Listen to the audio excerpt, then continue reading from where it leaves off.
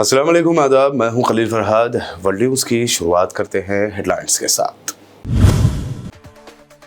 इमदाद के मुंतज़िर फ़लस्तीनियों पर इजरायली फ़ौज का तीसरा हमला, दर्जनों फ़लस्तीनी शहीद। यमनी अंसारुल्लाह ग्रुप ने बहर अहमर में इजरायली जहाज़ को मिसाइलों से बनाया निशाना।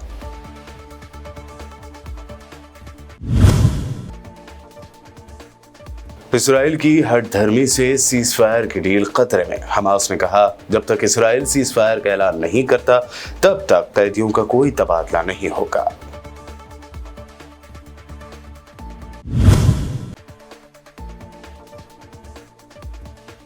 अमेरिकी सदर जो बाइडन को भी इसराइल की हिमायत में नजर आने लगा सियासी नुकसान। रमजान से पहले जंगबंदी न होने को बताया खतरनाक।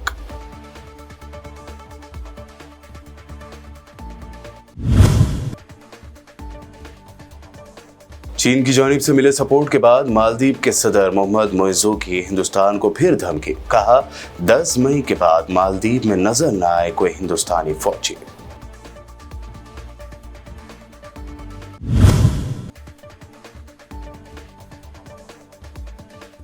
मोदी सरकार के खिलाफ किसानों ने आंदोलन में लाई तेजी। दिल्ली छावनी में हुई तब्दील, बॉर्डर्स पर सख्त पहरा, पुलिस ने बढ़ाई निगरानी।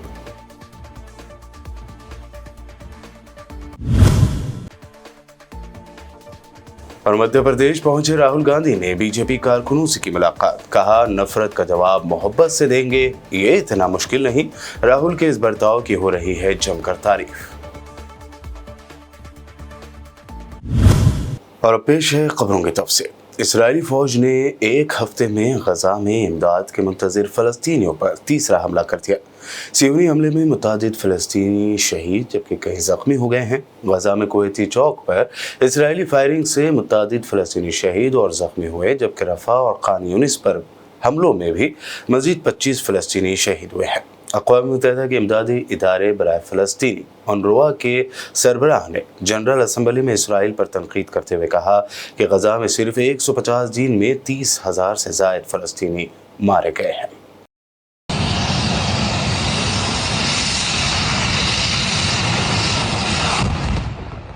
बहर अहमर में सफ़र के दौरान एक इसराइली जहाज़ को यमनी अंसारुल्लाह ग्रुप ने मुतादिद मिसाइलों से निशाना बनाया। ये इक़दाम गजा की पट्टी में अमरीकी और मगरबी हिमायत से शुरू की गई इसराइली जारहियत के जवाब में किया गया है। अंसारुल्लाह ने गुज़िश्ता शाम एक बयान में कहा कि उसकी फोर्सेज ने इसराइली जहाज़ MSC स्काई को उस वक्त निशाना बनाया जब ये बहर अहमर में सफ़र कर रहा था और उसे गाइडेड मिसाइलों से निशाना बनाया गया। बयान में कहा गया कि इसराइली जहाज़ को निशाना बनाने का अमल ड्रोन्स और मिसाइलों का इस्तेमाल करते हुए एक मखसूस ऑपरेशन के बाद किया गया, जिसने अमेरिकी और दुश्मन के जहाज़ों को निशाना बनाया और उसमें मुतादिद बैलिस्टिक मिसाइलों और ड्रोन्स का इस्तेमाल किया है। हमास लीडर उसामा हमदान ने जोर देकर कहा है कि जब तक इसराइल जंगबंदी का ऐलान नहीं करता उस वक्त तक उसके साथ कैदियों का कोई तबादला नहीं होगा।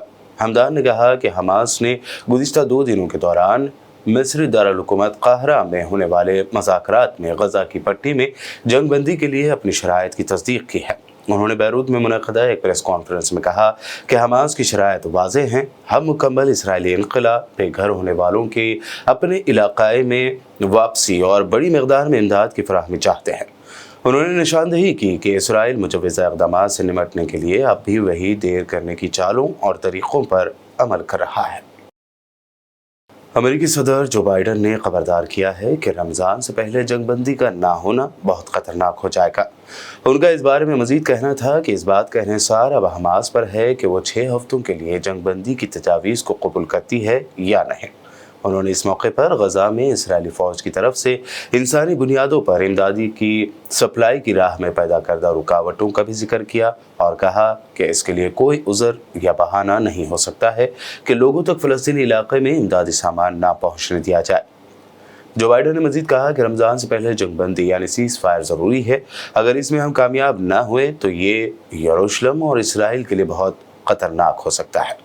ख्याल रहे कि रमज़ान मुबारक का आगाज़ 10 या 11 मार्च को मुतवक्को है। ताहम इसराइली वज़ीर आज़म के अहम तरीन इत्तेहादियों में से एक इंतहा पसंद यहूदी रहनुमा और वज़ीर एतमार बिन गोयर ने कहा है कि रमज़ान के दौरान हम मुसलमानों को मस्जिद अक़सा जाने की इजाज़त देकर अपने लिए ख़तरा मोल नहीं ले सकते। Well, there's got to be a ceasefire because Ramadan, if we get into a circumstance where this continues through Ramadan, Israel and Jerusalem, then it could be very, very dangerous. So we're trying hard for that ceasefire. My poll numbers, the last 5 polls you guys don't report, I'm winning. 5 in a row.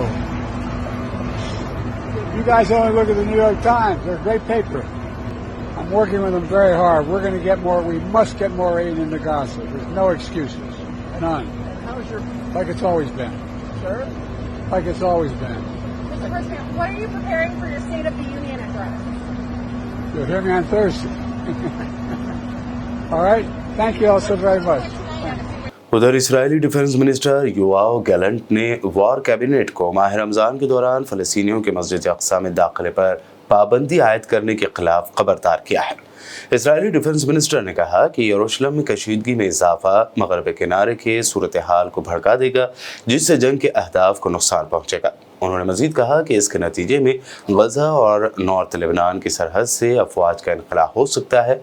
इससे पहले Israeli वज़ीर दिफा ने मशरिक़ वस्ता के लिए अमेरिकी ख़ुसूसी एलची आमोस हॉक्स्टीन को खबरदार किया था कि हिज़्बुल्लाह के हमले इसराइल को फौजी कार्रवाई के करीब ले जा रहे हैं। सऊदी अरब के शहर जिद्दा में मुनक़्क़द होने वाले OIC रुकन ममालिक के फॉरेन मिनिस्टर्स के गैर मामूली इजलास में गजा पर जारी इसराइली मज़ालिम से मुताल्लिक़ सूरत हाल पर गौर किया गया। गैर मुल्की ज़राए इब्लाग़ के मुताबिक जिद्दा में होने वाले इजलास में सऊदी अरब, पाकिस्तान, बहरीन, फ़लस्तीन, यमन और ईरान समेत दीगर रुकन ममालिक के वज़राए ख़ारजा शरीक हुए। OIC इजलास में मौजूद वज़रा ने मुतालबा किया कि इसराइल को हथियारों की फराहमी, गजा से इसराइली अफवाज का इनक़ला और तमाम गैर कानूनी इक़दामात का सिलसिला अब रुकना चाहिए। आए दिन होने वाले शूटिंग के वाक़यात में अमरीकियों की हलाकत का सिलसिला जारी है। ताज़ा वाक़े में अमरीकी रियासत कैलिफोर्निया में एक रिहायशी कॉम्प्लेक्स पर फायरिंग में मुतादिद अफराद के हलाक और ज़ख्मी होने की खबर है। रॉयटर्स की रिपोर्ट के मुताबिक अमेरिकी रियासत कैलिफोर्निया में वाक़ शहर किंग सिटी की एक रिहायशी इमारत पर फायरिंग के वाक़े में 4 अफराद हलाक और 3 दीगर ज़ख्मी हो गए। शहर किंग सिटी की पुलिस ने ऐलान किया है कि 3 नामालूम अफराद एक गाड़ी से बाहर निकले और एक रिहायशी इमारत की खुली फ़िज़ा में चहलकदमी कर रहे कुछ लोगों पर फायरिंग कर दी। रॉयटर्स ने इस वाक़े की मज़ीद तफसीलात नहीं बताई है। अमेरिकी रियासतों कैलिफोर्निया और नेवादा में बर्फानी तूफ़ान और शदीद बर्फबारी की वजह से निज़ाम ज़िंदगी दरहम बरहम हो गया है। कैलिफोर्निया के कुछ इलाकों में 8 फुट तक बर्फबारी हुई है और सैकड़ों गाड़ियां जानलेवा हालत में फंस गई हैं। गैर मुल्की मीडिया रिपोर्ट से मुताबिक अमेरिकी महकमा मौसमियात ने कहा है कि हफ्ते के आखिर में आने वाले बर्फानी तूफ़ान ने कैलिफोर्निया और नेवादा के कुछ हिस्सों को शदीद मुतासर किया है। ये तूफ़ान कम अज़ कम अगले 24 घंटों तक जारी रहने की तवक्को है, जबकि मज़ीद बर्फबारी की भी पेशगोई है। वर्ल्ड न्यूज़ में वक्त हुआ है एक शॉर्ट ब्रेक का। जल्द लौटेंगे और देखेंगे मज़ीद अहम खबरें।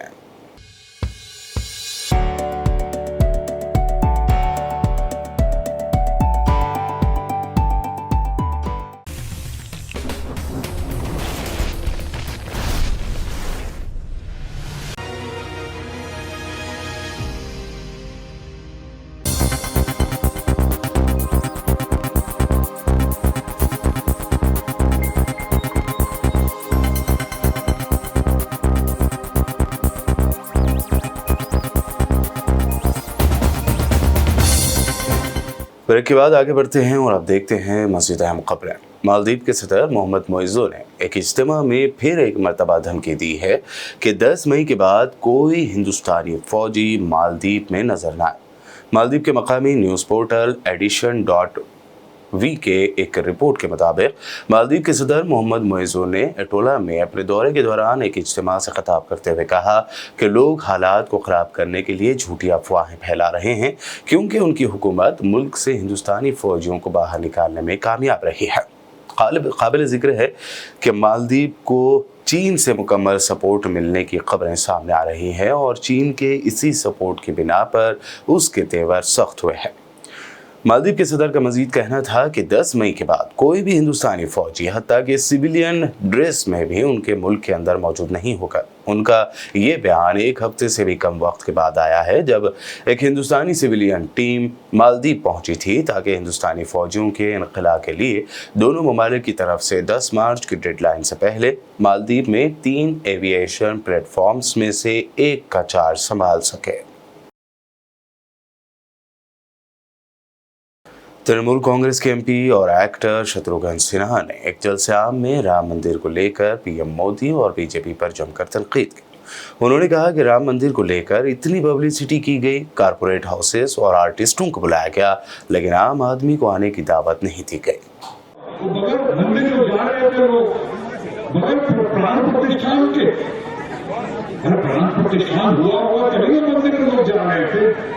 उसको इतना प्रचार किया गया मंदिर फिर क्या हुआ?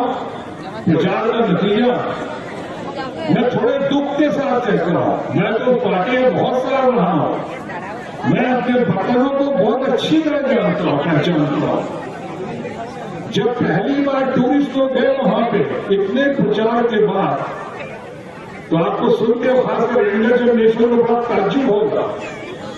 पहले 5 लाख लोग पहुंचे, 5 लाख।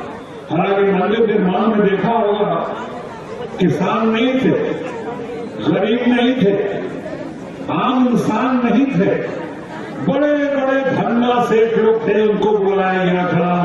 बड़े बड़े कॉर्पोरेट हाउसेस को बुलाया गया था, बड़े बड़े कलाकार लोगों को बुलाया गया था, स्टार लोगों को बुलाया गया था। आम आदमी को नहीं बुलाया गया। इतना प्रचार के बावजूद सर आप भी सुनिए गौर से, पहले दिन 5 लाख लोग पहुंचे वहां पे प्रचार के बाद। दूसरे तीसरे दिन 3 लाख, संख्या बहुत कम हो गई। उसके 2-3 दिन बाद 2 लाख फिर आ गए और उसके 2-3 दिन बाद 5,000, 10,000, 20,000 और अभी तो 1,000-2,000 लोग जा रहे हैं वहां पे। क्योंकि शंकराचार्य जहां नहीं पहुंचे, मंदिर पूरा नहीं है, उससे आप अपनी पब्लिसिटी के लिए इतना ड्रामा कर दिया। मोदी सरकार के खिलाफ किसानों का आंदोलन अभी थमा नहीं है। मुल्क भर के किसान एक मरतबा फिर से आज दिल्ली कूच के लिए तैयार हैं और शुरू भी हो गए हैं। शंभू बॉर्डर पर गुज़िश्ता काफी दिनों से डेरा डाले बैठे किसान भी आज जंतर मंतर की तरफ जाते हुए दिखाई दिए। इस दरमियान दिल्ली पुलिस ने टेकरी, सिंघू और गाजीपुर बॉर्डर, रेलवे और मेट्रो स्टेशनों पर निगरानी बढ़ाने का हुक्म दिया है। दिल्ली में कई मकामात पर दफा 144 भी लागू कर दी गई है और किसी को कोई मुजाहरा करने की इजाजत नहीं है। असम के सीएम हेमंत बिस्वा शर्मा ने कहा है कि रियासत की पुलिस गुवाहाटी में भारत जोड़ो न्याय यात्रा के दौरान हुए वायलेंस को लेकर कांग्रेस लीडर राहुल गांधी को समन भेजेगी। उन्होंने कहा कि राहुल गांधी को पुलिस के सामने फिजिकली यानी खुद हाजिर होना होगा, जो लोकसभा इलेक्शन के बाद नोटिस भेजी जाएगी। न्यूज़ एजेंसी पीटीआई के मुताबिक सीएम शर्मा ने कहा कि जब कोई कानून तोड़ता है तो जाहिर तौर पर समन जारी किया जाएगा। राहुल गांधी के पास समन जाएगा और लोकसभा इलेक्शन के बाद उन्हें यहाँ खड़ा होना होगा। काबिल जिक्र है कि इससे पहले हेमंत बिस्वा शर्मा इस बात का दावा कर चुके हैं कि लोकसभा इलेक्शन 2024 के बाद राहुल गांधी को गिरफ्तार किया जाएगा। सोशल मीडिया पर राहुल गांधी और बीजेपी कारकुनों के दरमियान एक मुलाकात का वीडियो काफी वायरल हो रहा है, जिसमें राहुल गांधी की भारत जोड़ो न्याय यात्रा में पहुंचे बीजेपी कारकुनों ने JSR और मोदी के नारे लगाए। इस पर राहुल गांधी अपनी गाड़ी से उतरे और बीजेपी कारकुनों के दरमियान पहुंचे और उनसे हाथ मिलाया।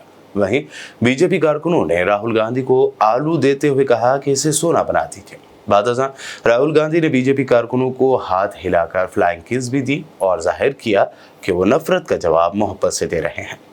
राहुल गांधी के इस वीडियो को काफ़ी शेयर किया जा रहा है और उनके इस रवैये की जमकर तारीफ की जा रही है। वहीं मध्य प्रदेश में एक खिताब के दौरान उन्होंने इस वाक़े का जिक्र भी किया।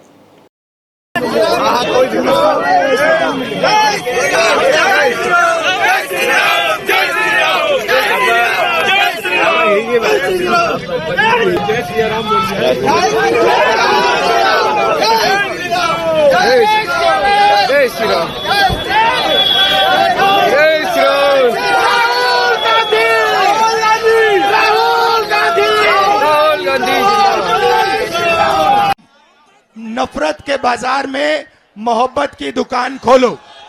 और ये काफी आसान होता है, इतना मुश्किल नहीं होता। जैसे कभी कभी होता क्या है, जैसे मैं यात्रा में चल रहा होता हूं तो बीजेपी का कोई, जैसे आज बीजेपी के 3-4 झंडे लिए खड़े थे तो चिल्ला रहे थे वो। मैं गाड़ी से उतरा, मैंने जाके हाथ में लाया, मैंने उनसे कहा भैया कैसे हो, और वो चिल्लाना बंद कर गए, फिर मुस्कुराना बंद शुरू कर दिया, और फिर जब मैं जा रहा था मुझे ऐसे कर रहे थे। तो आसान होता है, इतना मुश्किल नहीं होता। कांग्रेस की खातून तर्जुमान सुप्रिया श्रीनेते ने प्रेस कॉन्फ्रेंस में दावा किया कि इंटरनेट पर बीजेपी एडवर्टाइजमेंट पर पानी की तरह पैसा बहा रही है और ये पैसा इलेक्टोरल बॉन्ड से छुपाया जा रहा है। आप आजकल कुछ दिनों से अगर किसी भी साइट पर चले जाइए, इंटरनेट की कोई भी चीज देखिए, वहां पर दांत चियारे हुए, हंसते मुस्कुराते, आत्ममुग्ध हमारे देश के प्रधानमंत्री हर पोर्टल पर, हर साइट पर, हर वेबसाइट पर नजर आते थे। क्योंकि बीजेपी खूब धड़ाधड़, पैसा इतना है, इलेक्टोरल बॉन्ड से छुपाया जा रहा है, पानी की तरह बह रहा था वो पैसा। 50% गूगल का जो वीडियो एड्स है वो बैन हो गए। गूगल का अपना नियम है कि अगर 3 से ज्यादा उल्लंघन होता है तो अकाउंट सस्पेंड कर दिया जाता है। लगातार उल्लंघन हुआ है। हम जानना चाहते हैं कि उल्लंघन क्या था, हम जानना चाहते हैं उस एड में क्या गलत था, वो सब हटा दिया गया है। तो मेरा अपना मानना है कि जो सोशल मीडिया प्लेटफॉर्म्स है, मेरा अपना मानना है जो डिजिटल मीडिया प्लेटफॉर्म्स है गूगल जैसे, पारदर्शिता रखते हुए वो जरूर बताएं कि भारतीय जनता पार्टी ने क्या किया और अपने ही नियम कानून को माने और उसका उल्लंघन ना करें। ये एक विडंबना है कि इस देश की डेमोक्रेसी में, इस देश के लोकतंत्र में मुख्य विपक्ष के अकाउंट को, बैंक अकाउंट को फ्रीज किया जाता है, सोशल मीडिया अकाउंट्स को बैन करने की कोशिशें की जाती हैं, तमाम वॉलंटियर्स और बड़े लोग जो बोलते हैं उस पर ट्विटर और फेसबुक बैन लगाता है, पोस्ट को रिस्ट्रिक्ट करता है, और एक दूसरी तरफ भारतीय जनता पार्टी लगातार उल्लंघन करती रहती है। अब यहां पर सामने आ रहा है कि गूगल एड्स में भी उल्लंघन हुआ है और उनके एड चलते रहते हैं। तो मुझे ऐसा लगता है कि इन लोगों को इस देश के लोकतंत्र के जो नियम और कानून है उसके दायरे में रहकर काम करना चाहिए। आम आदमी पार्टी ने दिल्ली की 18 साल की उम्र से ज्यादा हर खातून को 1000 रुपए देने का ऐलान किया है। आप लीडर प्रियंका कक्कर ने मीडिया से बात करते हुए इस बारे में मजीद जानकारी दी है। केजरीनॉमिक्स के तहत हमने एक बहुत ही महत्वपूर्ण महिलाओं को ट्रू सेंस में सशक्तिकरण कर देने के लिए एक मुख्यमंत्री महिला सम्मान राशि की घोषणा की है, जिसके तहत 18 वर्ष की आयु पूरी कर चुकी दिल्ली की हर बहन को अरविंद केजरीवाल जी 1000 रुपए प्रति माह देंगे। यह होता है सही मायने में सशक्तिकरण, जिसमें आपकी जेब में जब पैसा होगा तो आप कॉन्फिडेंट फील करते हैं। आप सोचिए, एक ऐसी महिला, एक ऐसी बहन जो आपके घर में बर्तन मांजकर अपने परिवार का पेट पाल रही हो। हमने उस महिला को ऑलरेडी 5-6 हजार का बचत कर दिया जब फ्री बिजली, फ्री पानी, फ्री ट्रैवल उसको मिला, और उसके ऊपर अब ये 1000 रुपए उसको और सशक्त करेंगे, उसकी टेंशन को इस महंगाई के दौर में कम करेंगे और उसकी प्रोडक्टिविटी बढ़ाएंगे। या सोचिए वो मां जो परिवार की नीड्स को आगे रखती है और एक नया कपड़ा, एक नई साड़ी भी नहीं खरीदती क्योंकि घर का बजट हिल जाएगा। ये 1000 रुपए प्रति महीना उस मां को सशक्त करेगा जो शायद अपने लिए अब एक नई साड़ी ले लेगी। या सोचिए वो बच्ची जो कॉलेज जाती है और उसकी रोजमर्रा की नीड्स होती हैं, जिसके लिए उसको अपने भाई के आगे, अपने पिता के आगे हाथ फैलाना पड़ता है। अब उसको ये नहीं करना पड़ेगा क्योंकि अरविंद केजरीवाल जी हर महीने उस बहन को 1000 रुपया देंगे। और अब आखिर में हेडलाइंस पर डालते हैं एक और नजर। इमदाद के मुंतजिर फलस्तीनियों पर इजरायली फौज का तीसरा हमला, दर्जनों फलस्तीनी शहीद। यमनी अंसारुल्लाह ग्रुप ने बहर अहमर में इजरायली जहाज को मिसाइलों से बनाया निशाना।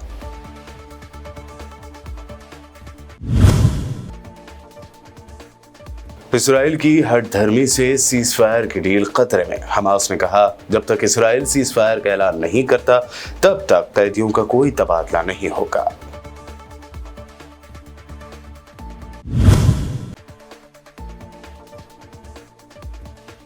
अमेरिकी सदर जो बाइडेन को भी इसराइल की हिमायत में नजर आने लगा सियासी नुकसान। रमजान से पहले जंगबंदी न होने को बताया खतरनाक।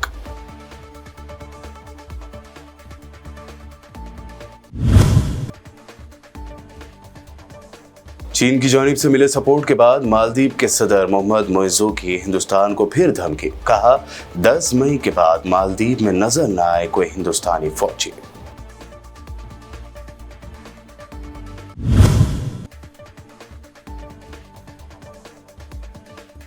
मोदी सरकार के खिलाफ किसानों ने आंदोलन में लाई तेजी। दिल्ली छावनी में हुई तब्दील। बॉर्डर्स पर सख्त पहरा, पुलिस ने बढ़ाई निगरानी।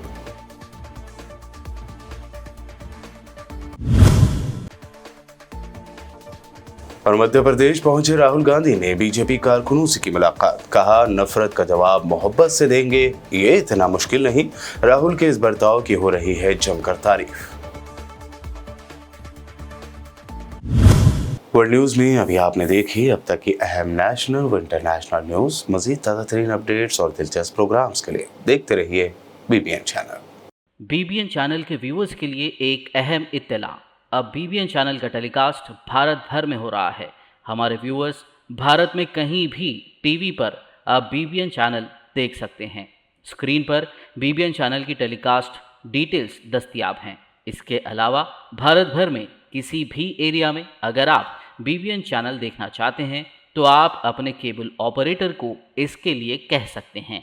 आपकी डिमांड पर वो ज़रूर बीबीएन चैनल टेलीकास्ट करेंगे, क्योंकि बीबीएन एक फ्री टू एयर चैनल है। इसके लिए आपको सिर्फ हमारे दिए गए नंबर पर केबल ऑपरेटर से कॉल या व्हाट्सएप पर मैसेज करवाना है।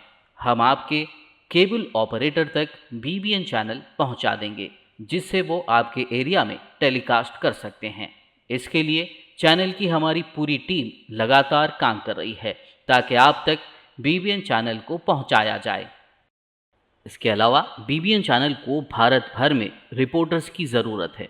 अगर आप सहाफ़ी हैं और बीबीएन चैनल से जुड़ना चाहते हैं तो आप भी दिए गए नंबर पर रब्त कर सकते हैं।